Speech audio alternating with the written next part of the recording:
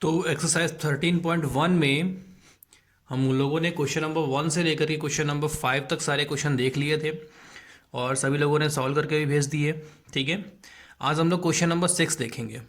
ठीक, 6 से लेकर के क्वेश्चन नंबर 9 तक, मतलब यानी कि 13.1 चैप्टर आज खत्म हो जाएगा। तो क्वेश्चन नंबर 6 हमारे पास कहता है a medicine capsule is in the shape of a cylinder with two hemisphere stuck to each of it ends। हमारे पास एक कैप्सूल है जिसमें बीच में हमारे पास सिलेंड्रिकल पोर्शन है और बाहर दोनों तरफ हेमिस्फीयर बना हुआ है।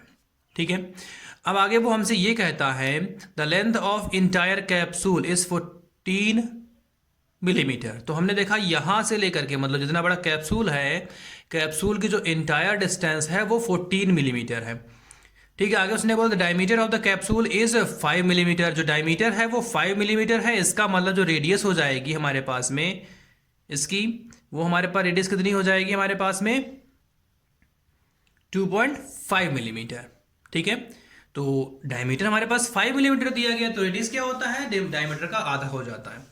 ठीक है, तो अब यहां पे आगे हम लोग देखते हैं। तो यहां हम लोगों ने लिख लिया, जैसे हम क्वेश्चन लिखते हैं सेम वैसे ही लिख करके ही सॉल्व करना है। ठीक है, radius of hemisphere equal to 2.5 millimetre, क्योंकि डायमीटर हमारे पास 5 था, उसको आधा किया तो 2.5 मिलीमीटर। ठीक है, देन आगे हमारे पास रेडियस ऑफ सिलेंडर। भाई रेडियस ऑफ सिलेंडर और रेडियस ऑफ हेमिस्फीयर दोनों अलग अलग नहीं हो, क्योंकि कैप्सूल एक ही होता है, मोटाई एक ही होती है, तो एक ही होगा। Height of cylinder is 9 millimetre. अब हमने देखा यहां से पूरा हमारे पास में कितना था, हमारे पास 14 मिलीमीटर, और ये 2.5, ये 2.5 को जब ऐड किया तो 5 हो गया। 14 में से 5 को माइनस कराएंगे तो कितना आएगा हमारे पास, 9 आएगा।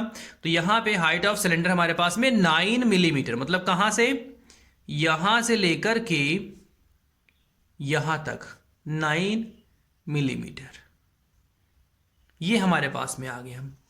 ठीक है, बात समझ में आ रही है। तो अब उसके बाद में हमें क्या करना है, हमें निकालना है इसका फाइंड सरफेस एरिया। इस कैप्सूल का सरफेस एरिया निकालना है। तो surface area of capsule equal to होता है CSA ऑफ सिलेंडर। भाई हमारे पास सिलेंडर है तो CSA ऑफ सिलेंडर, दो हमारे पास हेमिस्फीयर है, प्लस 2 CSA ऑफ हेमिस्फीयर। ठीक है, CSA ऑफ हेमिस्फीयर, दो हेमिस्फीयर है इसलिए यहां पे 2 हो गया।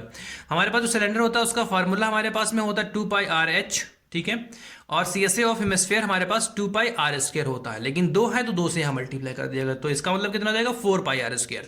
अब यहां देखा, यहां पर भी 2πr है, यहां पर भी 2πr है, तो हमने उसको बाहर निकाल लिया। तो यहां से क्या बचा हमारे पास, केवल h बचा हमारे पास में। और यहां से हमारे पास क्या हुआ, 2πr बाहर निकाला तो 2 एक बच गया और एक r बच गया, तो 2r बच गया। ठीक है, अब यहां पे 2π ऐसे ही रखा और r की वैल्यू 2.5 रख ली। ठीक, h की जगह पे हम लोगों ने 9 रख लिया, और 2 तो 2 था, और r की जगह पे हमने यहाँ पे 2.5 रख लिया। ठीक, अब क्या करेंगे, यहाँ पे जो 2.5 है उसका 2 से मल्टीप्लाई करा दिया तो हमारे पास कितना हो जाएगा, 5 हो जाएगा। ठीक है, और 2.5 का 2 से मल्टीप्लाई करा दिया तो यहाँ पर भी हमारे पास 5 हो जाएगा। तो ये 5π 9 + 5, 9 + 5 हमारे पास कितना हो जाएगा, 14 हो जाएगा। तो 5π क्रॉस 14। अब पाई की वैल्यू हम यहाँ पे रख लेंगे 22/7, तो 7 से हमारे पास 14 कट जाएगा, तो यहाँ पे 2 बचेगा। 2 से हमने 22 को मल्टीप्लाई कराया तो 44 आ गया। 44 को 5 से मल्टीप्लाई कराएंगे तो 220 मिलीमीटर स्क्वायर, ये हमारे पास में जो कैप्सूल है उसका सरफेस एरिया आ गया है। ठीक है, तो आगे हम लोग क्वेश्चन नंबर 7 के पास पहुंचते हैं। ठीक है, तो क्वेश्चन नंबर 7 हमारे पास में कहता है a tent is in the shape of a cylinder. जो टेंट है वो सिलेंडर के शेप में है। ठीक है, surrounding by a conical top, ये सिलेंड्रिकल का शेप में था, इसके ऊपर ये कोल लगा दिया गया है। ठीक है, if the height and diameter part are 2.1 metre and 4 metre, जो हमारे पास हाइट है, ठीक है, सिलेंडर की वो 2.1 मीटर है, और जो डायमीटर है वो 4 है। इसका मतलब रेडियस हमारे पास कितनी हो गई, रेडियस हमारे पास कितनी हो गई, 2 हो गई। कितनी हो गई, 2 हो गई। अब आगे हमसे उसने ये भी बोला है the slant height of the top is 2.8, तो स्लैंट हाइट हमारे पास 2.8 हो गई। अब उसने बोला है कि इससे बना करके हमने एक टेंट बनाया है, और उसमें कितनी कैनवास, कैनवास का मतलब है टेंट के ऊपर जो कपड़ा लगाया जाता है वो कितना कपड़ा यूज होगा। तो वो कपड़ा हमें बताना है पहले, कितना कपड़ा, कितने मीटर स्क्वायर कपड़ा यूज होगा। दूसरी बात उसने बोला है जो कपड़ा है उसका जो खर्च आता है वो 500 रुपीज़ पर मीटर स्क्वायर के हिसाब से खर्च आता है।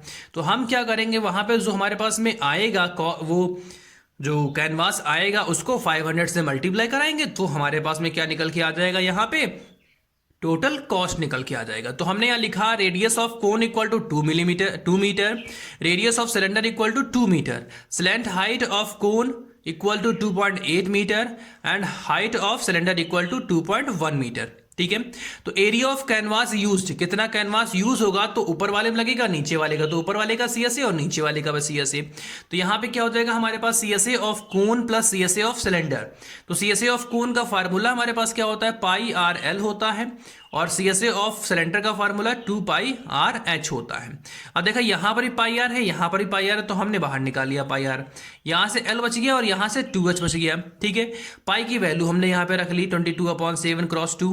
ठीक है, और एल हमारे पास में 2.8 दिया गया है तो हमने यहाँ पे 2.8 रख लिया। ठीक है, और प्लस 2 और इनटू और h की वैल्यू हमारे पास में 2.1 है तो 2.1 रख लिया। तो ये 2.8 हो गया, इसको मल्टीप्लाई कराया तो 4.2 हो गया। ठीक है, अब उसके बाद में क्या हुआ, इन दोनों को ऐड कराया तो 7 हो गया। अब 7 से ये 7 कट गया तो हमारे पास 22 इंटू 2 बचा, तो 22 2 जा 44 मीटर स्क्वायर। तो ये हमारे पास एरिया ऑफ कैनवास यूज्ड, जितना कैनवास इसमें यूज किया जाता है उसका एरिया हमारे पास में आ गया। ठीक है, अब उसने बोला है cost of 1 metre square of canvas equal to 500 rupees. तो हमें निकालना कितना है, 44 मीटर का निकालना है स्क्वायर का। तो total cost of 44 metre square canvas equal to 500 cross 44। अब 500 को 44 से मल्टीप्लाई कराएंगे तो हमारे पास में आ जाएगा 22,000 रुपीज। कितना आएगा, 22,000 रुपीज। ठीक, अब उसके बाद हम लोग आते हैं क्वेश्चन नंबर 8 के पास में। क्वेश्चन नंबर 8 हमारे पास कहता है from a solid cylinder base height is 2.4 centimetre and diameter 1.4 centimetre, a conical cavity of same height, मतलब दोनों की हाइट जो है वो सेम है, सिलेंडर की हाइट और कोन की हाइट दोनों की हाइट सेम है। ठीक है, and same diameter is होलोड out. अब उसमें क्या करना है, हमें सेम डायमीटर का एक कोन काट लेना है। Find the total surface area of the remaining solid to the nearest centimetre square. अब जो उसके पास पोर्शन बचता है तो उसका उसने हमसे पूछा है टोटल सरफेस एरिया, तो हम टोटल सरफेस एरिया निकालेंगे। तो आगे हम लोग फिगर में चलते हैं। तो फिगर हमने यहां से देखा तो हमारे पास में क्या है, radius of cone equal to by diameter हमारे पास 1.4 है, तो 1.4 को 2 से डिवाइड करा तो 0.7 सेंटीमीटर आ गया। ठीक है, उसके बाद हमारे पास में आ गया radius of cylinder equal to हमारे पास कितना हो जाएगा, तो यहां पर भी सेम है, उसने बोला सेम था, तो 1.5/2 काटेंगे तो 0.7 centimetre. Height of cone equal to हमारे पास 2.4 मीटर और height of cylinder equal to भी 2.4 मीटर है। अब उसने हमसे TSA पूछा है तो इसका मतलब मुझे L की जरूरत पड़ेगी, तो हम क्या करते हैं, यहां से L पहले निकाल लेते हैं। तो हमने यहां से L निकाला, L of cone equal to मतलब slant height of cone equal to root के अंदर r square plus h square. r की वैल्यू हमारे पास 0.7 है तो उसका स्क्वायर करा दिया, h हमारे पास 2.4 है उसका स्क्वायर करा दिया। जब 0.7 का स्क्वायर कराएंगे तो 0.49 आएगा। ठीक है, 2.4 का स्क्वायर कराएंगे तो 5.76 आएगा, जब दोनों को ऐड कराएंगे तो 6.25 आ जाएगा। अब 6.25 का जब हम रूट निकालेंगे तो 2.5 आएगा, तो ये हमारे पास स्लैंट हाइट 2.5 आ गई। ठीक है, अब उसने हमसे पूछा था TSA ऑफ रिमेनिंग पार्ट, तो हम लोग यहां लिखेंगे TSA of remaining part equal to, अब इसका कोन का CSA और सिलेंडर का CSA, तो CSA of cylinder plus CSA of cone. अब उसके बाद हमारे पास में क्या हो गया, जब ये काटा गया तो ये दोनों एरिया एक साथ में हमारे पास आ गया। तो अभी हमारे पास में पोर्शन क्या बच रहा है, यहाँ पे एरिया ऑफ बेस, तो प्लस एरिया ऑफ बेस हमारे पास हो गया। तो CSA of cylinder 2 pi RH होता है, CSA of cone pi RL होता है और area of base pi R square होता है। हमने देखा दोनों में पाई R है, तीनों में पाई R हमारे पास है, तो तीनों में से पाई R हमने बाहर निकाल लिया। जब यहां से पाई R बाहर निकाला तो 2 और H बच गया तो 2H हो गया। यहां से पाई L में से पाई R निकालिया तो केवल H बच गया। यहां पाई R स्क्वायर में से पाई R निकालिया तो केवल R बच गया। ठीक है, तो पाई की वैल्यू हम लोगों ने यहाँ पे 22/7 लगा ली, R की वैल्यू 0.7। ठीक है, अब 2 यहां पहले से था तो 2 हमारे पास रह गया। h की वैल्यू हमारे पास 2.4 है तो 2.4 लगा लिया। l हमारे पास 2.5 है तो 2.5 लगा लिया। r हमारे पास 0.7 है, ये लगा लिया हमने। अब देखा 7 से 0.7 कट जाता तो मैंने काट दिया यहाँ पे और 0.1 हमारे पास आ गया। 2 से 2.4 को मल्टीप्लाई करा तो 4.8 और हमारे पास 2.5 सेम एंड 0.7 ये भी हमारे पास सेम रहा। अब हमने देखा 2 पॉइंट, अब इसके मल्टीप्लाई कराएंगे 0.1 से तो 2.2 हो गया, ठीक है। और ये हमारे पास में मल्टीप्लाई करने पर हमारे पास यही रह गया। अब इन दोनों को हमने जब ऐड कराया तो ऐड करने पर हमारे पास आता है 8, ठीक है। 8 का 2.2 से मल्टीप्लाई कराएंगे तो 17.60 सेंटीमीटर स्क्वायर आता है, ठीक है। तो ये हमारे पास क्वेश्चन नंबर 8 हो गया। क्या हो गया? Question number 8।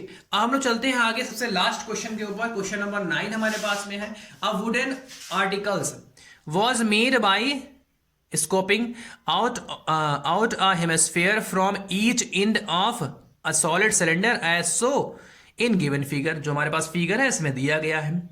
If the height of the cylinder is 10 centimetre and its base of the radius is 3.5 centimetre, find the total surface area of the articles.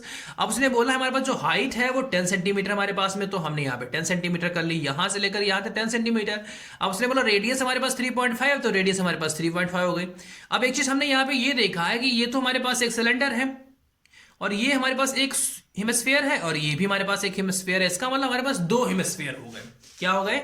2 hemisphere हो गए। तो हमें निकालना है यहां से total surface area of articles, ठीक है।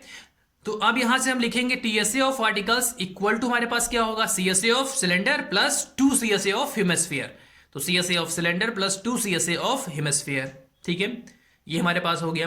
अब सीएसए ऑफ सिलेंडर हमको पता है पहले से 2πh होता है हमारे पास में, और सीएसए ऑफ हेमिस्फीयर हमारे पास 2πr² होता है। बट 2 है तो या 2 मल्टीप्लाई करा लेंगे तो 4πr² हो गया। अब देखा हमने यहाँ पे दोनों में 2πr है, यहाँ पर भी 2πr है, यहाँ पर भी 2πr, हमने बाहर निकाला 2πr बाहर निकाला तो केवल यहाँ पे h बचा। यहाँ से 2πr बाहर हमने निकाल लिया तो यहाँ का 2 और यहाँ का r मिलकर के 2r बच गया, ठीक है। अब पाई की वैल्यू हमने लगा ली 22/7 और r हमारे पास 3.5, ठीक है। और 7 से इसको कट कर दिया तो 0.5 हमारे पास आ गया। h की वैल्यू 10 थी हमारे पास में 2, तो 2 रह गया। r हमारे पास 3.5 है, मल्टीप्लाई कराएंगे तो 7 आ जाएगा। 10 + 7 हमारे पास कितना हो जाता है? हमारे पास में 17 हो जाता है। और 22 का 1 से मल्टीप्लाई कराएंगे तो 22 ही हमारे पास में आएगा। तो 17 से 22 को मल्टीप्लाई कराएंगे तो 17 2 हमारे पास 34 होता है, 3 कैरी हो गया। 72 फिर 34 हो गया, 34 और 3 हमारे पास 37 हो गया। तो ये हमारे पास टीएसए ऑफ आर्टिकल्स हमारे पास में 374 सेंटीमीटर स्क्वायर आ गया, ठीक है। तो एक्सरसाइज 13.1 खत्म हो गई है। तो इसके 4 क्वेश्चंस हैं। इन चारों क्वेश्चंस को हमारे पास में लगा करके सेंड करेंगे शाम को 8 बजे तक, ठीक है। उसके पहले ही सेंड कर देंगे। ये नहीं कि कोई 10 बजे सेंड कर रहा है, कोई 9 बजे सेंड कर रहा है, तो 8 बजे तक सेंड कर लेंगे। और अपने टाइमिंग पे अगर कोई दिक्कत लगती तो अपने टाइमिंग पे हमसे क्वायरी भी कर लेंगे। कोई भी दिक्कत लगती, छोटे से छोटी दिक्कत लगती, हमसे वो पूछ लेंगे, ठीक है।